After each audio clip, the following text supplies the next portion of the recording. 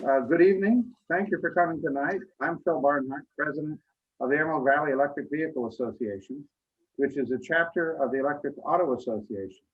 EVEVA and EAA are dedicated to educating the public about and increasing the adoption of electric vehicles, both because they're just better and because EVs will help eliminate the greenhouse gases that otherwise will destroy our civilization. Tonight, we welcome you to EVEVA's March quarterly public meeting. Our presenters are our Congressman, Peter DeFazio, and our state representative, Marty Wilde. Congressman DeFazio has been working for many years to modernize our transportation system through major infrastructure upgrades. Tonight, we have asked him to talk specifically about transportation electrification and whatever else he wants to say about the work of the committee in Congress he chairs, the Transportation and Infrastructure Committee. Representative Wilde will tell us about the actions in Oregon's legislature, his work, and maybe a little bit about EVA's support in the legislature. And then I want to say, if you're new to electric vehicles, stick around for a very short announcement about a program later in the week to teach you all you need to know to get started. Please mute your Zoom connection and feel free to ask your questions in the Zoom chat, or if you're on the Facebook, in the Facebook comments. Congressman DeFazio, take it away. Well, thanks, Phil. Well, last Thursday, I had a great meeting in the Oval Office with the President, the Vice President, and the Secretary of Transportation. The President made it really clear that he believes that we need to electrify the national highway network big time. We had 4 Democrats from my committee and 4 Republicans from my committee. There is still, there's still reluctance on their side of the aisle. And the president said, look, you don't have to say this about climate change. He said, the Chinese are eating our lunch. The world's going electric. We need to go electric. GM's going electric. We have 4 truck manufacturers going electric for semis. We have to be ready to accommodate this. I'm not sure we're going to be able to bring him along, but he was good. He pushed hard. We were there for well more than an hour and engaged in the conversation. He talked about all the things I've been talking about in my bill. We're going to build it with less carbon intense materials. I mean, we already have concrete that has 50% of the carbon profile. Concrete internationally, 7% of carbon pollution. You can reduce that 50% just by putting coal ash into concrete and using a slightly different process, same kilns. And now, actually, you can put calcium carbonate in by using a sequestered CO2 and make it even stronger. So we're headed toward, potentially in the future, carbon negative concrete, but at least in the short term, dramatically reducing its profile. So we're going to use materials that are less intense in terms of carbon pollution. We're going to rebuild resilient to severe weather events, sea level rise, climate change. When I marked up the bill last Congress, it took 24 hours because the Republicans were just trying to delay it in any way they could. And they said, well, we believe in resilience. And I said, well, why do you have to elevate the bridges and roadways near the coast? Why do you have to worry about severe flooding where there's never been flooding before? I said, don't you think you want to try and deal with the root cause? And they're like, so that's still going to be a struggle. And then the other issue is obviously funding. We used reconciliation, do the COVID package, but we could do that for funding transportation. We can't do it for the policy because my bill is the first 21st century transportation infrastructure bill.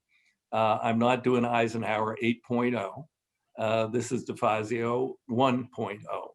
And it is moving forward with a bill that is going to, at the same time as we're dealing with fossil fuel pollution, electrification, we are going and deal with resilience. We are going to create millions of good paying jobs. This is the key, and the president knows this. This is the biggest single contributor to the economic recovery of the United States after COVID. And we're going to reach into communities that have been neglected and left behind with worker training and retraining. You know, we're going to look at dispersing the elements of this package widely across the country. In my committee, we're doing, you know, roads, bridges, highways, transit, rail, wastewater, public buildings, all those things. Public buildings, I'm gonna say any future lease or purchase or build has to be carbon neutral. In wastewater, I'm gonna have a new program to partner with communities. We used to have one, federal government walked away from it 20 years ago. And I'm gonna just require that they capture their methane and generate their own electricity. I was inspired by a solid waste district in New Jersey that said, hey, we rebuilt our system. We're capturing our methane. Electricity is really expensive. We are actually making money by selling our electricity onto the grid and meeting all our own needs. So that's a no-brainer. And then when it comes to transportation, obviously a big investment in, and I'll get into some specifics that I could not possibly memorize. I usually don't read stuff, but I'll read just some things for people's edification. But more active transportation, that's, you know, biking, walking, you know, micro transit, all those things. And obviously a lot more money into transit, new transit opportunities for people who don't have transit now. Bringing the current transit up to a state of good repair. It's $100 billion in the whole state of good repair. National Highway Network, as I mentioned earlier, rebuild it, resilient, rebuild it with less climate intense materials. I have had some environments say, why do you want to rebuild National Highway Network? We don't need it. I say, rail can't carry all the goods we consume. Like, do you want the grocery store to be empty? We're going to be running electric semis, and we need to have a system that can accommodate this. So here's just a brief list of the things in the bill. When states do their 5-year plans, we call it a state transportation improvement plan here in Oregon. They have to consider a pollution reduction in terms of any federally qualified project. We're going to have a greenhouse gas emission standard for every state. You know, we're going to hold them accountable to meet those targets. 1.7 billion in zero emission buses. That's a 500% increase for electrification. But that also is going to require substations, which is why my committee is partnering with the Energy and Commerce Committee, who's going to build out more of the grid. We're going to help build the substations we need, and then get the sustainable energy we need. Because if you're charging buses and cars with coal, yeah, we're coming out ahead, but not where we want to be. Yeah, getting to zero.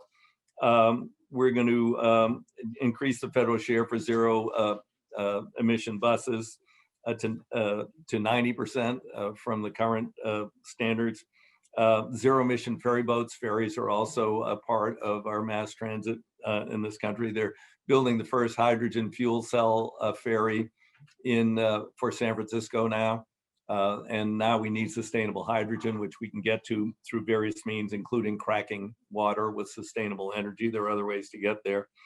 2.4 billion going down to the local government that give emphasis to projects that reduce pollution, improve resilience, increase multimodal access, improve safety. 8.3 billion carbon reduction program, highway, transit, rail, and again, hold the states accountable. 1.4 billion alternative fuel charging infrastructure. At this point, electrification. At some point, we may be able to use hydrogen, but right now there's no way to distribute it. And we don't have a sustainable hydrogen to an extent out there. It's still a fossil fuel. EV charging stations, president's targets 500,000. I don't know if that's enough. Right now, there's only 5,000 high-speed chargers in the United States of America. That's pathetic in terms of the range anxiety. We're going to also provide grants for trucking electrification systems. Right now, there is no place to recharge. Tesla already has one. Other companies, Daimler-Benz, Volvo, Freightliner are coming up with 80K trucks. There's no place to recharge them right now. So we need to do that. And then obviously investment in, more investment, as I said before, in active transportation, micromobility, e-bikes, active bikes, pedestrian, and that, make it safe for people so they can use it better. So it's very ambitious. I'm hoping to mark up the bill on the 5th of May in my committee. I'm trying to talk to the Republicans. Last time it was a 24-hour contentious markup. But I got it out of committee. I'm hoping this time maybe I can bring a few of them along and make it less contentious, but we'll see. Then meld it with the provisions from Energy and Commerce, which include, as I said, a big increase in sustainable electricity, reinforcing the grid, and also broadband would come out of that committee. This would be a very solid package that actually, in terms of what we're doing now with the COVID relief and other bills, my surface is 150 billion underwater, given current revenues from gas and diesel and truck taxes and other things. My wastewater is another 40, drinking water is 40 out of Energy and Commerce. Add in 80 or 90 for broadband and another 90 for sustainable energy. We're still in the vicinity of 300 billion, a fraction of what we're doing in the COVID package. And if you haven't tracked the COVID package, this is the biggest poverty reduction package since LBJ. It's extraordinary what's in that bill. I won't go into the details now, but it is going to be amazing. And by the way, Oregon will now be running a surplus, a large surplus, and we're bringing in another billion for education into Oregon under that package. We can take care of a lot of the problems here at home with that package. So that's where we're at. I'd be happy to take a few questions. All right, I was frantically taking notes here, and you may have answered some of these things already because when I write, I can't listen. Question number one, what is in your infrastructure bill to advance research and use of hydrogen for heavy equipment transportation? This is trucks, buses, trains, and planes. Well, I'm very interested in hydrogen. That we are mode neutral in these grants, but at the moment, of course, we lack sustainable hydrogen.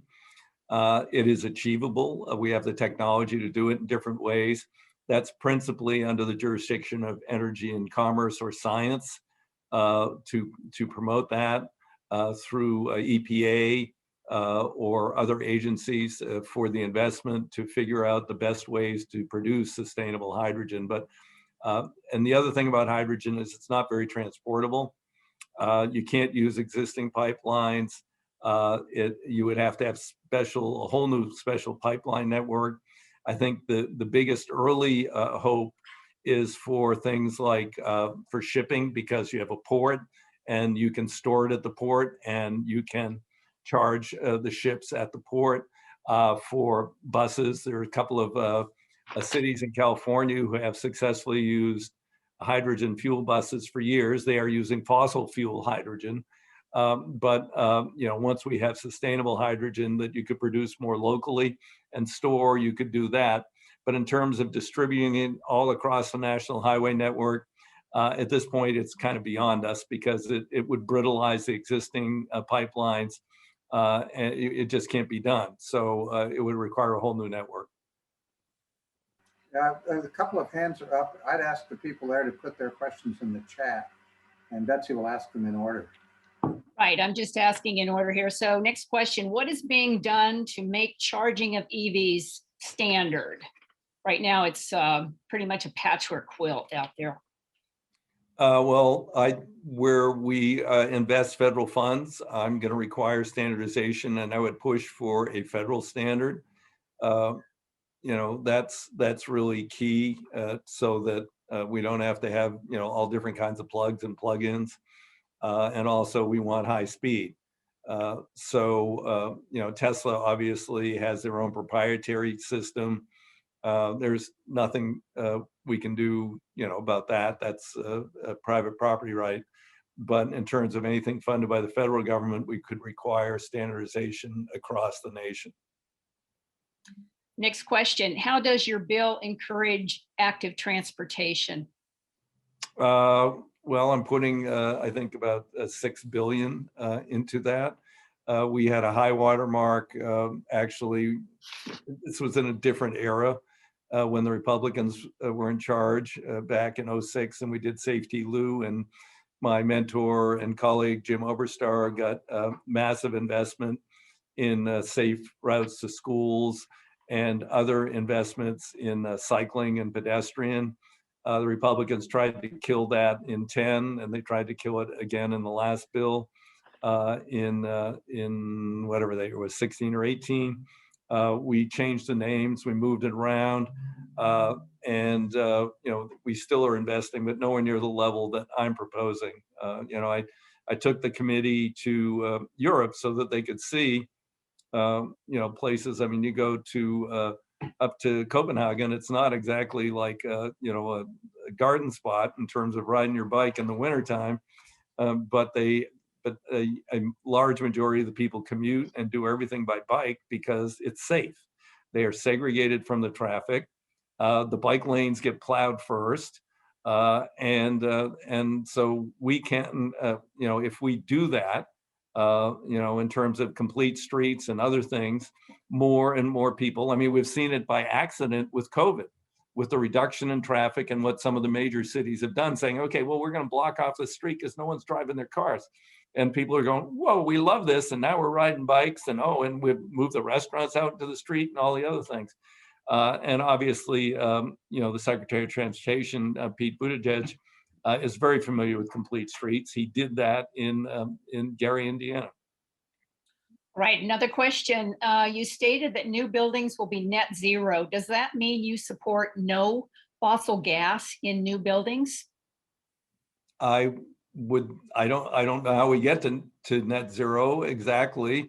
But I mean, I think that we can build them without, if we're building a new building, I mean, if we're trying to retrofit an existing building, I don't know. But if we're building a new one, it can be done with solar and a design that would not require bringing in gas to heat or cool.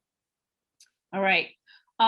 Who are the Republicans on your committee that are particularly influential and whose cooperation is most desired? Well, my ranking member, who would be the senior Republican, is Sam Graves from Missouri. He, you know, he needs some convincing. They are, let's just be real honest here. I'm not sure Kevin McCarthy, the Republican leader, wants us to get anything done on infrastructure because it doesn't fit their scenario, which is Democrats can't do anything and we'll do it. Yeah, 7 fake infrastructure weeks with Trump and 0 done except proposed reductions in transportation. So Sam is unfortunately quite responsive to his leadership. You know, there are some people who could be convinced, I think, who come from marginal districts. John Katko from New York, Rodney Davis, who actually is the Republican, senior Republican on the Surface Transportation Subcommittee, comes from what right now is a very marginal district in Illinois. I don't know how that'll change with redistricting. And he was as hardline as Sam was in the meeting with the president. You know, Rodney could potentially be helpful, and Fitzpatrick from Pennsylvania. You know, there's maybe a couple of others. You know, like Garrett Graves from Louisiana is really concerned about sea level rise and recognizes that, but they just, none of them can say the words climate change, which is really absurd at this point in time. I'm hoping with Trump gone that changes, but it hasn't changed thus far. What is your thinking on nuclear for electrical power, nuclear? If we could solve the waste problem, modular reactors could be a good part of it. This is a Nucor, which is spun off out of OSU. It has no moving parts. It can't melt down. It would be manufactured in their vision on assembly lines. They would be relatively small. They would be dispersed. So they've solved terrorism. They've solved cost. They've solved, meltdowns, but the waste is still an issue. So at this point, I'm not willing to jump on board until we're figuring out what we're going to do with the waste. We're creating something that's going to be dangerous for tens of thousands of years. How do you deal with it? We have many medium and small transit authorities, including our own LTD, that are cutting back their systems and backing away from the idea of universal or widespread service and instead focusing on maximizing revenue. How does this notion fit in with your ideas? My bill would reverse that. The biggest barrier for a lot of people is convenience, is frequency of service. And we have perverse federal standards now which drive them in the direction of trying to maximize revenue. I'm going to flip that and say, no, that's not what we're about here. We're subsidizing you. And there's no country in the world that is making money on their transit systems. So we're going to just say, no, what we want to do is maximize ridership, and we want to reach into communities who've been underserved and unserved. So that's why my bill is going to increase transit funding by 106%. Is it feasible to raise the gas tax? I'm assuming this is to help fund some of these changes.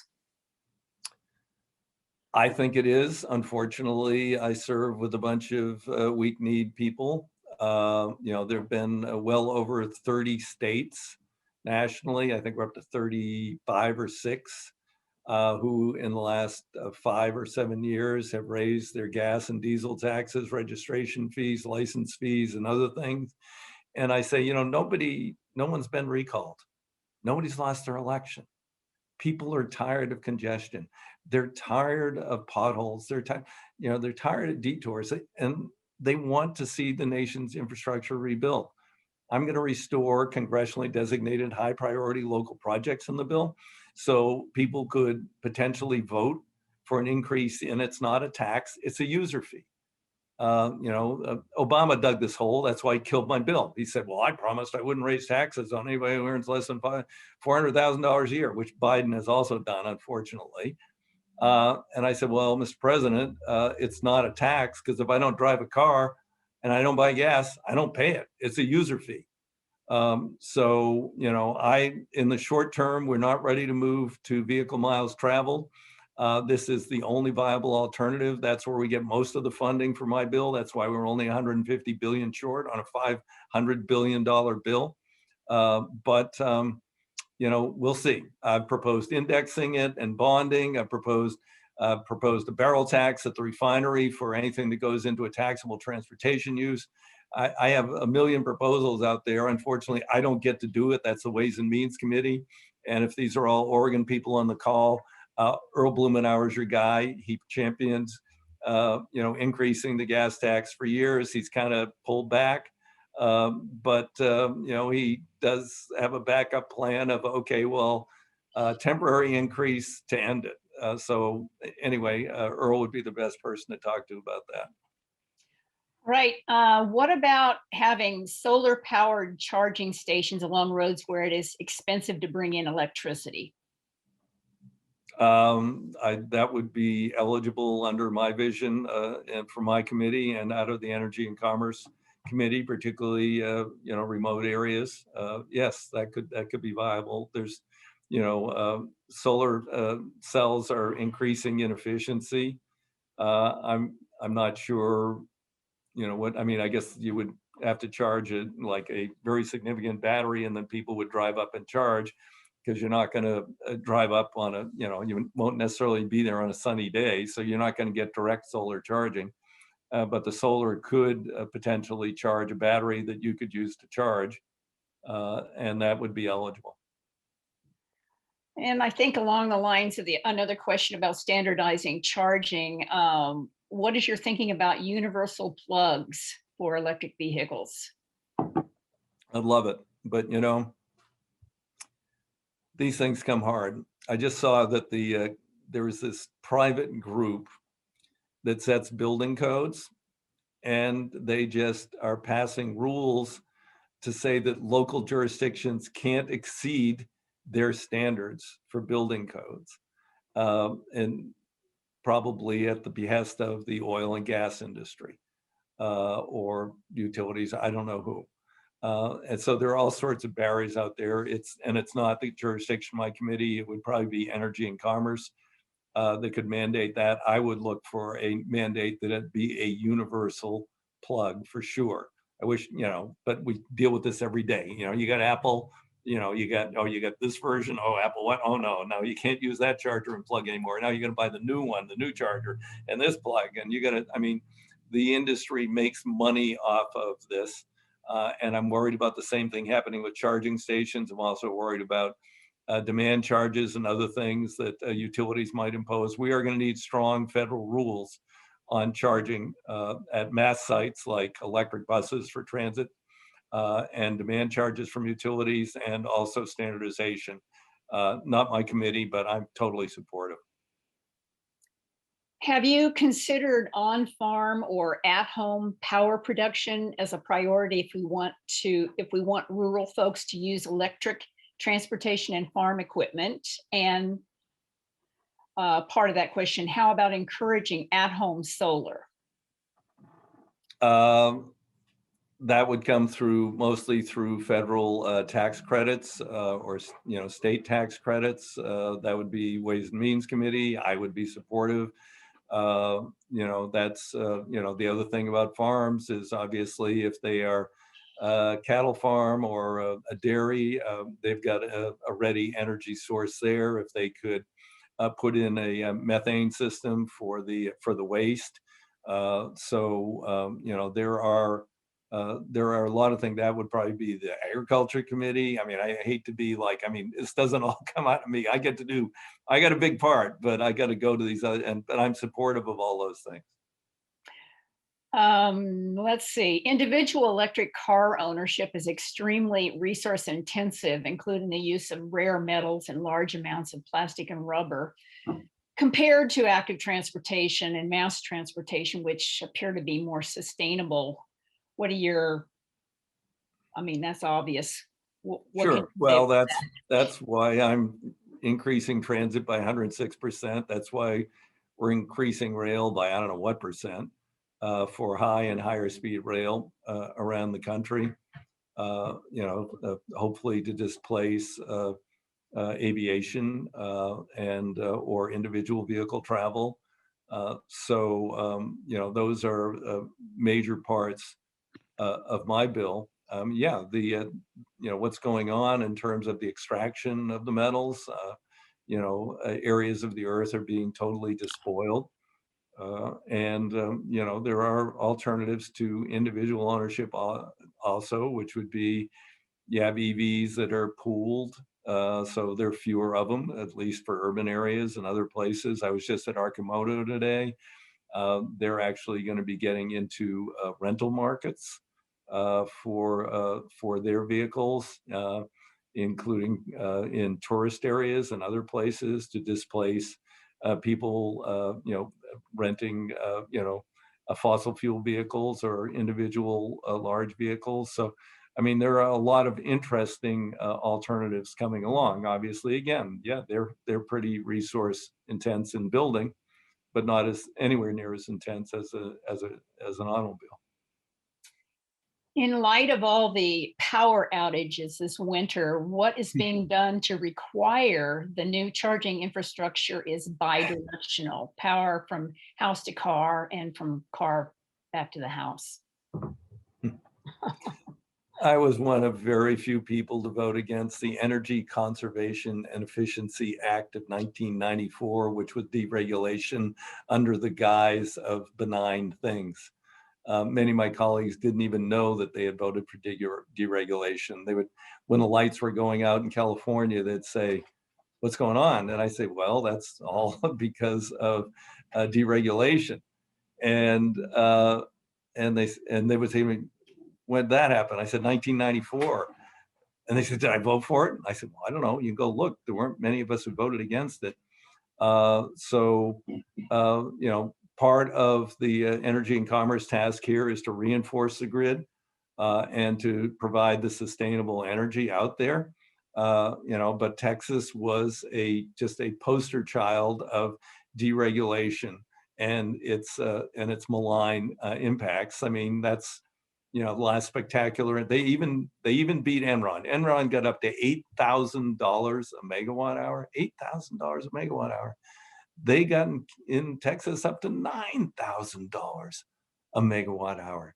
People got a 1 month bill of $18,000, $19,000 who last month got bills of $250.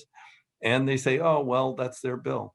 Hopefully, they're trying to blame the windmills. Yeah, wind is 6% of their power. And yeah, they didn't winterize them, so half of them froze up. But their nuclear plants froze up, or one nuclear plant, their gas systems froze up, their coal plants froze up. Everything froze up. It was deregulation run wild. So we need, in my mind, to re-regulate the damn industry and force, sustainability standards on them nationally, because it isn't going to be done state by state, particularly in these red states. Does your bill address Amtrak and high-speed rail? Yes, very significantly. Major increase in funding for Amtrak. The Northeast Corridor alone has close to $40 billion in needed infrastructure work. I took my committee on a tour a year ago, May, with Amtrak. We got one of those, view cars. We sit in the back in the view car. Saw some spectacular engineering work, some of it from the 1800s. The tunnel under Baltimore, which could choke off all the Northeast Corridor, built in 1872 out of brick. And as you drive through it, it's pouring rain with water leaks from their 100-year-old water mains. It isn't going to last. It's going to collapse someday. The Portal Bridge in New Jersey, we finally got funded, built in 1910. When they open it for ships to go by, they have to bring out a crew of 20 people and one really big guy with a sledgehammer to finally get it back in place. And then the gateway tunnels under New York. I've been in those tunnels. They closed one down. We were in there at 2 o'clock in the morning. We need new tunnels. Yeah, they're great engineering work done in the early 1900s. Huge upgrades in 1935, but ever since, not so much. That's just the Northeast Corridor, let alone the rest of their network. The big problem with Amtrak is right-of-way. We don't own it except in the Northeast Corridor. Freight owns it because we gave it to them. The law says when we took over passenger obligation, they have to give preference to Amtrak. They don't. I had major provisions in my bill to force that. And of course, the freight industry is very upset about that. And it's going to be difficult for me to get that done. But I'm going to try. That's the key. I mean, if the tracks weren't blocked, the Talgo from Eugene to Portland, it can go 120 miles an hour. That track will only handle 85 because it's built for freight. Okay, well, what if we could run 85 to Portland? It wouldn't be 3.5 hours like the last time I took it. And I would never get on I-5 again. So we've got to make this system that we have work. And then we got to build out some new dedicated high-speed rail systems like other countries have. That's how they are so successful. In England, they own the right of way, and the only, Virgin says, oh, we make money in Britain. Yeah, all you do is put trains on the tracks that they maintain and run them really fast. So we've got huge systemic problems here we have to deal with in terms of rail. And here's another rail question. The previous administration approved liquid natural gas by rail. Has that been overturned, or is there discussion to stop LNG by rail? I actually passed an amendment to block that, but it didn't get through the Senate. And hopefully it'll be brought to a screeching halt soon. That's like putting, I actually spoke on the floor and I had my staff do calculations. I work with some experts, and actually the presidential palace at Mar-a-Lago was within the blast zone of where they wanted to run these things. I said, so what are they going to do? Stop them when the president is there? This is an insanely stupid idea. It has to be blocked. I mean, what's happening is people are blocking the pipelines. Like they had a huge pipeline they were going to build in sort of the in Virginia, West Virginia, in that area. I think it came down from Pennsylvania. There was such an outrage, it got blocked. But then the gas company said, "Oh, we got an idea. Let's turn giant trains into pipelines." It's crazy. It's absolutely crazy. Hi, this is Congressman DeFazio's district director. We're about running out of time. We got probably time for one more question. And I think you got Marty who wants to speak too. Exactly. So Let's ask one more question. Pick a good one, and then we'll let the congressman go, and we'll hear from Representative Wilde. All right, there's 30 more questions, but I'm just going to take this one. well, they can email them. We'll get to them. Right. So here's your last question. You mentioned demand charges from utilities in order for the grid to provide rapid charging. The cost to the provider, i.e. the utility, can be substantial. Would you consider reimbursement to these public entities to create an exemption on these demand charges in specific? Well, there's a lot of utilities that are private. I think we need to regulate the demand charges that they would put on for substations, particularly to charge electric buses in cities and that. And, you know, and generally, I think, you know, these things, most of these buses that we're developing could be charged overnight and run a full route during the day. So it's on the back of the clock when the utilities don't have that much demand. But, you know, they're going to want to manipulate and make profits. You know, the highway network proposed in the East includes Entergy, bad actor, Duke, not so good. TVA hasn't been very enlightened, but at least it is quasi-public. And I don't know who the others are who are involved. So we're going to make sure that they're not extorting people when they go to charge, that it's a, you know, reasonable price, you know, and not an unreasonable price. And that's one of the problems now when people drive around and they're going to charge, they have no idea. Oh, it just cost me $50 to charge for 2 hours. I mean, really? So there's going to have to be regulation, which again goes back to energy deregulation. We need reasonable energy re-regulation. So anyway, thanks. Fun question, great questions, good questions. I could go on for a while, but we want to have Marty get on. And if people, you know, if you want to provide the questions, we'll do our best to answer them in the near future. Thank you, Congressman DeFazio. We really appreciate your attending tonight, and you've gotten us to a new record in attendance for our quarterly meeting. So consider yourself successful in that regard. I know you've got to get on to other things tonight. We very much appreciate your willingness to come and answer questions on all these different topics. Thanks, Bill. Thanks, everybody. Keep advocating. Yes, sir. And I would like to note that our next speaker is Representative Marty Wilde. Marty is my successor in the legislature. He's in his second term. He's done an enormous amount of work on a whole variety of topics. I've asked him to talk about the legislature's work in the area that we're interested in, which is, of course, is transportation electrification and the adoption of electric vehicles. But I'm sure he would also answer questions on other topics as well. Marty, are you there? And are you ready to go? Thank you, Phil. I would say, you know, by background, I'm actually a health lawyer and military officer. So of course, when I had the good fortune to succeed Phil, people came to me and said, "You must be about revenue and electric vehicles." And so I've learned a lot about electric vehicles in the last few years, and it's been great to sort of take on that mantle. I'm going to try to share my screen and go over some of the bills that we are working on. And see, you seeing that now? All right.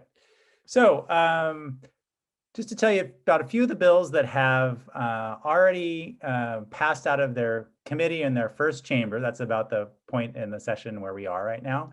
The governor's bill is House Bill 2165. It's focused really on two things, which is increasing transportation electrification infrastructure. and helping with the incentives. So the incentives right now on the state level are, if you're low income, 2,500 plus low income subsidy plus a 2,500 standard subsidy plus the federal incentives of up to 7,500. Her proposal would double that 2,500 for low income to 5,000. The other piece is really, rate basing. It took me a long time to figure out really what that meant, but it's allowing the electric utilities to make prudent infrastructure investments and then pass the costs on to the ratepayers. This is for investor-owned utilities. Consumer-owned utilities already had that, so EWEB and EPUB could do that all they want. But this is having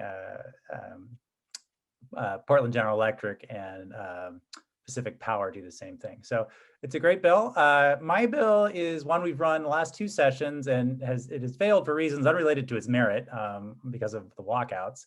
But basically, it's building the transportation infrastructure for the future. It makes 20% of new parking spaces EV ready in terms of having the conduit and space available for commercial and multifamily residential. Everybody said, no, it's crazy. When we started 2 years ago, now they're saying, well, it's not ambitious enough. So we do have a local option that other folks can go higher. And I think that will likely happen in Eugene and Portland. Some other places have indicated a desire to go higher as well. Senate Bill 314 has part of the governor's bill in it too. That's Senator Beyer, who's the state senator for my district. And that's, again, a rate basing bill. So those are the ones that have passed out of committee. We're not, these other ones are still live, but haven't passed out of committee yet. So we had a public hearing, and I think we're going to pass that on my committee. This is, DAS had a bill to let them work with DEQ on transitioning the state fleet over to EVs. And the goal was 25% by 2025. So we're going to make that 100% by 2025. The nice thing about doing this is it has illuminated sort of in an early way some of the challenges with more broader adoption of EVs. So the state has reached about, I think, 25% of their current light duty fleet, and then they ran out of chargers. So they're bringing 300 more chargers on in the next year or so. So it's, and that kind of highlighted for us the need to do more infrastructure investments, charging infrastructure investments. So this is sort of a way of leading both, in cost, because it does save the state money, but also sort of piloting some of the issues. I have one that is, it's a bill that would deal with the lack of charging infrastructure in certain parts of the state. So if I want to go anywhere on I-5 or I-84, I don't have any trouble finding rapid charging. However, if I want to go down to Klamath Falls, or I want to go on Highway 20 or 26 through Central Oregon, I often have trouble finding charging. So this would allow states to, shall allow, mostly it's rural electric co-ops there to provide high-speed charging. So you'd be able to go to the state park, take a little hike around, and while you're doing it, charge. The federal government does not currently allow us to do that in rest stops because you can't sell anything other than vending machines in rest stops. And so we are hoping to get an exception, and we're going to try to do that as well as soon as the feds let us. And we wanted to add electric bike chargers as well. Those are actually pretty easy because they're all level 1 chargers. So those are bills that have had public hearings and I think are likely to move. And then yet to be heard, but I'm hoping to be heard. Sometimes it's hard to engage my Republican colleagues in this conversation because they all think in terms of diesel. With your suggestions and Representative Barnhart's suggestions, we've drafted House Bill 2179, which would extend some of these incentives. When I talked to the equipment folks, they said really the heavy duty farm tractors, our electric farm tractors, aren't really cost effective yet, like some of the problems we have with heavy vehicles. But they have these electric ATVs and utility vehicles, which they use all the time and are completely ready to go. And so we are extending it to do that as well. Those are the big bills and we're looking at in the session. And I just thought I'd tell you a little about where we are and take your questions. I only see one question here so far. E-bikes are proving wildly popular and successful to substitute for private auto trips, but they are expensive. Will you support an e-bike rebate program or cash for clunkers type of program like California's for the state of Oregon? Yeah, I support the e-bike rebate program. We're still trying to, we'll probably will income base that one as well. You know, that we're sort of been sort of pilloried for being, you know, oh, this is rich people's toys. They're not. In fact, one of the great things about e-bikes is they have really extended mobility for older folks who, you know, especially if you live in the hills here in Eugene, you know, it can be tough to get out. But with an e-bike, it's just like you're biking on the flats. So that's a great way to get around. So cash for clunkers. So I haven't seen a proposal on that. I had a clunkers bill. So right now in certain federal air quality non-attainment zones in Multnomah County and Jackson County, I think, you have to get emissions testing in your cars. I was proposing to extend that for the cars most likely to fail that. I think there's a lot of cars that probably don't need it because they rarely fail emissions testing. But I thought, you know, we can figure out which ones are the most likely to fail.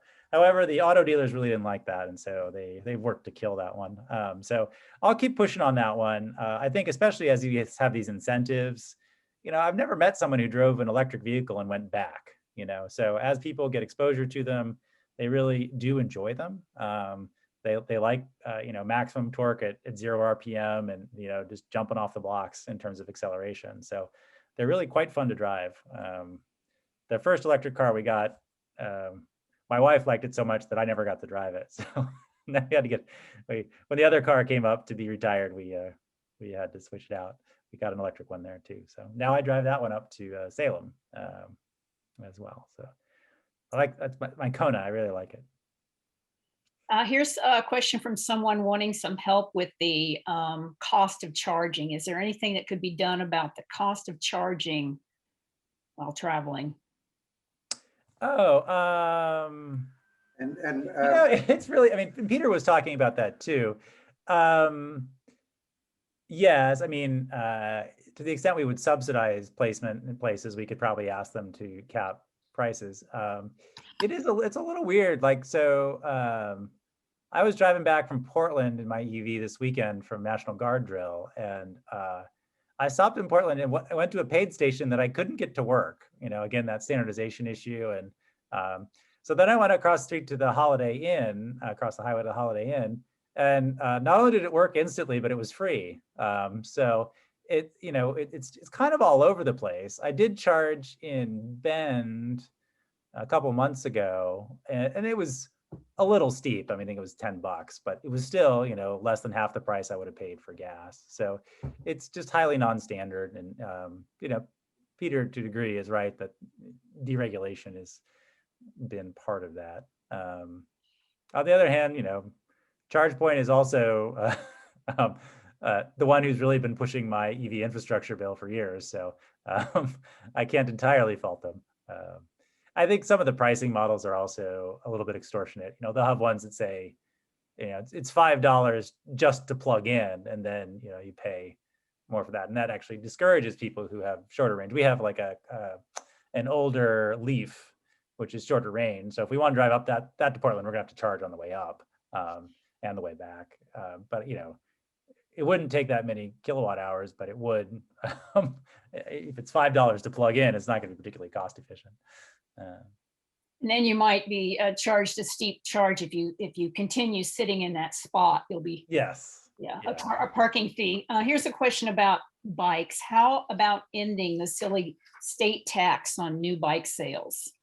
Oh yeah, that was. I mean, it's easy to point fingers at that. It was you're right, it's a little silly. It was the price tag for getting some much bigger things done, I think in Bill, help me out here, 2018, 2015. It was one of the big transportation. It was 2017, the big transportation bill. And Representative Wilde is exactly right. It got several Republican votes because they added that silly thing. So yeah, I don't like it, but it was, and there's no reason we can't undo it either. What's happening to change the state motor pool to all EVs? That was 2027. So that's the one we're doing the 100% EV mandate by 2025. That'll be new purchases. We'll phase out the old ones. The challenge has been charging infrastructure. So, and I think we'll get there. It just, and like I said, the state's bringing on, I think, 300 new charging stations in Salem. But again, it's very geographically different though. Like I never have a problem charging anywhere on I-5, and in Salem, it's all great. But boy, go to Klamath Falls, I have to find a time I can park my car overnight, at Sky Lakes Medical Center when I'm not supposed to, just to get it charged, Tesla's done a good job of building their network out. I mean, that's the crazy thing is like, if I had a Tesla, no problem, I could charge that, so I don't know, we're trying to sort that out. And another question about charging, are the state legislature or government agencies talking about ways to incentivize private charging companies to expedite fast charger installation, or to cover more of the state and reassure new EV owners they will always have somewhere to charge, kind of up the same alley? Yeah, I mean, the part of the state parks bill was to let the private charging companies go there. It doesn't really cost the state parks anything. Part of it is also, it tends to be site specific. So they'll want to install it someplace where they know they can make a bunch of money, but not, if you want to go to the Painted Hills, you're not going to find charging. I remember seeing in Mitchell a hand-painted Tesla sign, and there did have a Tesla charger, but it looked like maybe it was, the one from the back of the car plugged into somebody's wall. It definitely wasn't a level 3 charger. So we're working on it. And I see questions in the chat. Charging higher taxes on higher emission cars. There's some challenges in the Constitution about the things we can do with that. So I think there's a certain lockbox on what we can do with those funds. I think we can charge more, but I think it tends not to be able to use it for the things we want to. EV cars, the batteries, okay, the elements and limited supply. So I was looking at that in terms of, in particular, the lithium, and because lithium, these are lithium ion batteries mostly. The lithium is mined from salt flats, from old deserts. So I think the Altiplano in Bolivia, places like that, they can be somewhat environmentally sensitive. And so I was looking at it and I said, you can recycle the lithium. The problem, it's about 5 times the cost. So the challenge has been, like so many things, how do we impose the real cost on the production of it, right? Because if you want to mine in the Altiplano, the Bolivian government's not going to tell you no, or impose the real environmental cost of doing it. So that's sort of the challenge, is like shaping things. And we're trying not to suppress adoption. There's also, somebody's going to have a great opportunity, because the crusher lots don't want these batteries, right? They're a real headache for them. And so somebody's going to make $1 million figuring out how just to store them until the pricing model's done, and then they'll recycle it. So, you can sort of see where the price of mining and the price of recycling are going to converge. We're not there yet. It just takes time. And part of it's the sourcing of those elements is an international issue. So in Oregon, I can't say, you should charge extra for lithium that's mined in environmentally sensitive areas. The federal government can, and arguably should. So that's kind of what we're looking at. So there's a disincentive question here. What would it take to get vehicle emissions testing at registration throughout the state? I know I was shocked when I moved here. I'd been, having more Democrats in the legislature. The challenge is, that's a negative incentive, right? Yeah. And most people, we don't have such widespread adoption yet. I think there's a place for that. I think politically, realistically, it'll take a while. Do I personally have an objection to it? No. We're trying to do everything we can to get people to switch. And once you reach kind of a critical mass, especially with these low income incentives, and people do it. I mean, we're at the point, I think by the last projection I saw, I think was 2025 for parity between EVs and internal combustion vehicles and costs. And so, you know, when you add incentives into that, you start getting to the point where they start being cheaper and more people get into them. And then you can start, you know, you have to kind of reach that tipping point before you can add negative incentives on the other side. Because right now adoption is still pretty low. Well, Representative, you were a good sport, I think, and I believe you introduced our bill to do exactly that. Oh, yeah. Of course, I think you're right. There probably is no chance of passing it this session. Let's see. We had change. Oh, EV miles. Yeah, rate mile charges are. There's already a pilot for that, I think. You know, the question is, do you pay the flat EV road user fee, or do you pay the rate mile charge? And, you know, there's a sort of a break point, you know, where it makes sense to do that. So we're still working on that. The pilot, I think, is still going as far as I know.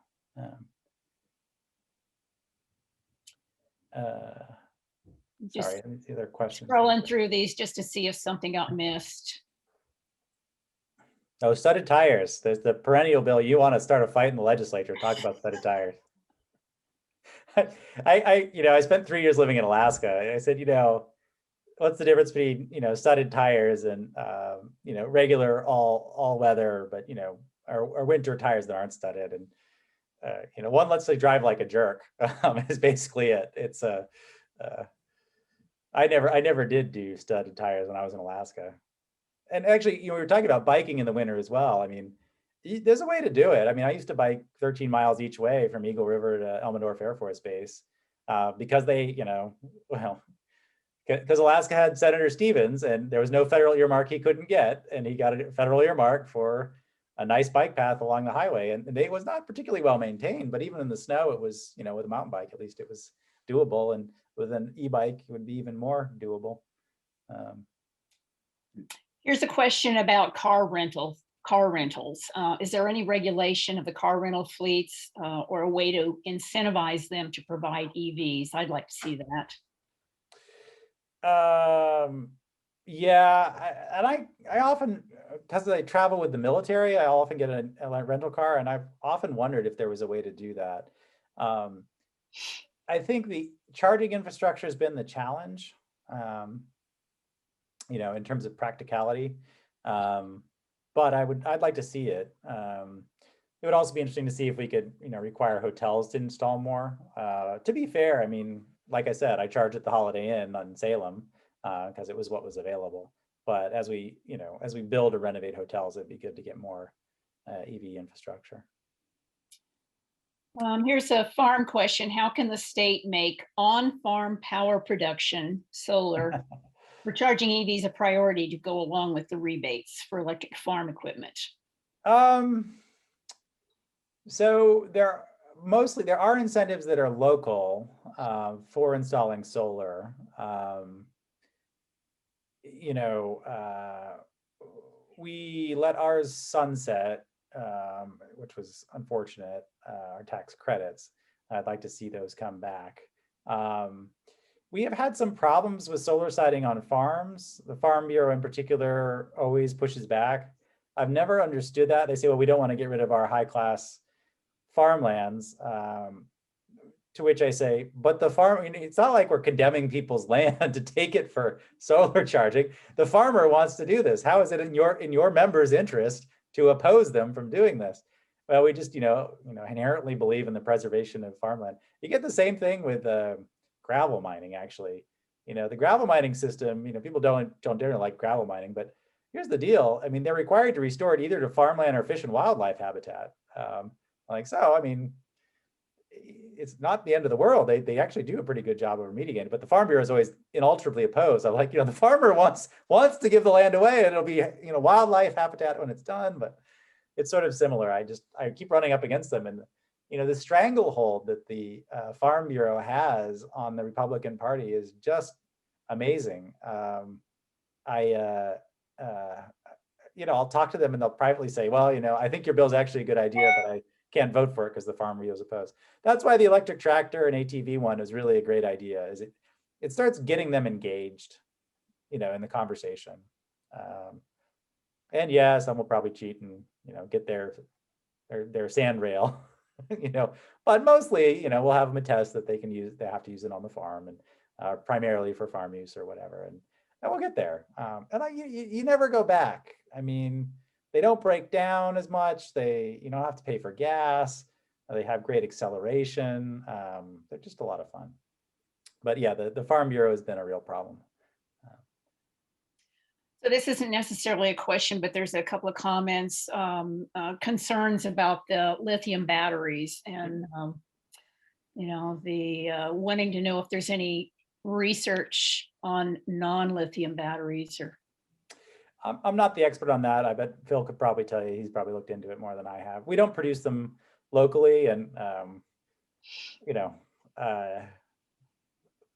there's a lot of the elephant in front of me, so I have to eat the piece in front of me as a state guy. So a lot of that is more national policy level, and I haven't really tracked it that much. But yeah, there are limited supplies of lithium, and mining it is a challenge. They have reduced the amount of cobalt, which is a conflict mineral, and gone more responsible sourcing for that. So I mean, that's there are problems with almost any element source. I think there is also rare earth metals, especially for IT, have been a subject of frequent conversation in national security circles as well, because we are dependent on the Chinese, which has geostrategic issues itself. It also has a lot of environmental issues, because I will tell you the Chinese are not environmentally friendly in their mining practices. That's one of the challenges we run into, is trying to stimulate indigenous business here when we try to do things responsibly, and looking at China, where they're completely willing to trash the environment to get an economic advantage. That's one of the things we saw with solar as well, solar panels. Somebody suggested that discussing the battery issue, that people go to Tesla's Battery Day discussion. It's basically a webinar by Elon Musk and his staff, in which they discuss these issues in some detail. And none of us are experts, but they really are. Well, I would say, it's funny because they got panned for Battery Day. Yeah. Everybody want to say, it's like an Apple Day without a new iPhone, right? Right. Oh, what's the big deal? That is a real game changer. Yes. To the extent they can reduce the price, increase the energy density, and reduce the weight of those batteries, that is the limiting factor in EV adoption right now, is the cost and weight of those batteries. If they can make a breakthrough there, it's huge. And Tesla's pretty committed to the US when it comes to manufacturing batteries. So Representative Wilde, we really appreciate your coming today and answering these questions for us. I want to just say also that you have been extremely helpful with us. We decided this year as an organization that we would try to pursue some political things, as well as the personal adoption of electric vehicles. And you have been extremely helpful to us, getting our bills out into the committees and asking for hearings and getting them moving. And I think a couple of them are likely to pass. And I want to thank you for that very much. Yeah. Thank you. Thank you. Keep up the good work. I'm happy to work on your behalf. Thank you. That's really great. We have a couple of announcements, and you're welcome to stick around for the announcements if you want. We have a couple of announcements tonight. One of the things that I wanted to be sure that people knew about is that this organization really is successful when individual electric car owners get out to in-person events and actually get people to look at their cars, maybe even drive them, sit in them. And of course, we haven't been able to do that in over a year. So we're hoping that sometime in the fall, maybe, we'll be able to go back to having those kind of events, and we would very much welcome people joining us for that. And Charlie Loeb also has another announcement about something that's coming up a lot faster. Charlie, are you there still? Can you give us the announcement about EVEVA? Absolutely. Thanks so much, Phil. And once we stopped being able to go out to events, we decided to see if we couldn't, like everyone else in the world, provide some information about electric cars via Zoom. And we reconvened in partnership between the university and EWEB and the city of Eugene, which is now expanding as the city of Springfield and Larapa and others have been interested in participating, with the goal of providing an introduction for electric cars. If you're someone who does not presently have an electric car and you don't have one, in part because you're just uncertain as to whether the car is going to meet your needs for transportation, if you have anxiety about where to charge, some of the discussion tonight has been about different plugging options. If you're concerned about, if you have some environmental concerns about electric cars, we address all of that in the course of this about approximately hour and a quarter workshop called Rev Up. And as it happens, this event is taking place just before our next two workshops. There's one this coming Thursday, March 11th at 7 o'clock, and then the following Tuesday, March 16th at 7 o'clock. Same information. You can sign up for just one of them and come. You'll get exactly the same program. And I'm going to put into the chat box the website where you can go to register. And the registration is a free event. The registration is simply so that you can get a Zoom link to attend. People who do register and show up do qualify for a discount on a Chevrolet Bolt from Kendall Chevy. So if that intrigues you, that's another reason to drop in at Rev Up. So again, introductory workshop this coming Thursday and the following Tuesday. I'm right now putting the address in the chat box where you can go to register. Anything else I should say, Phil, or does that cover it? I think that covers it, except I would just add, I would urge anyone who hates EVs or who's curious about them, who doesn't know very much at this stage, or who thinks they know a lot, but they're still opposed, they should attend one of these meetings. Charlie is a very good presenter, and in an hour, he will teach you everything you need to know in order to get started, and you will not regret it once that's happened. And Phil, if I could just mention, Jim, another of our EVVA members, mentioned that there is another service we offer through EVVA called Ask an Owner. If you have a question about a specific car, about electric cars generally, and you just wish you could talk to someone who already owns one and get it answered, I just put the email address in the website. You write that address. If it's about a specific model of car, we'll set you up to talk to someone who already has that car. If it's a general question about EVs, we can answer that too. And ask an owner at eveva.org for all your EV questions answered by folks here locally. All right, good. And we're going to end our meeting now with that, but I'm going to encourage people who want to stick around and talk a little bit to unmute. Say hello. Many of us tend to be stuck at home and welcome the chance to chat a little, ask questions or whatever. But we're finished, and those who are also finished certainly may leave. Thank you so much for coming tonight, for listening to Representatives DeFazio and Wilde. And being introduced to our group. Thank you very much.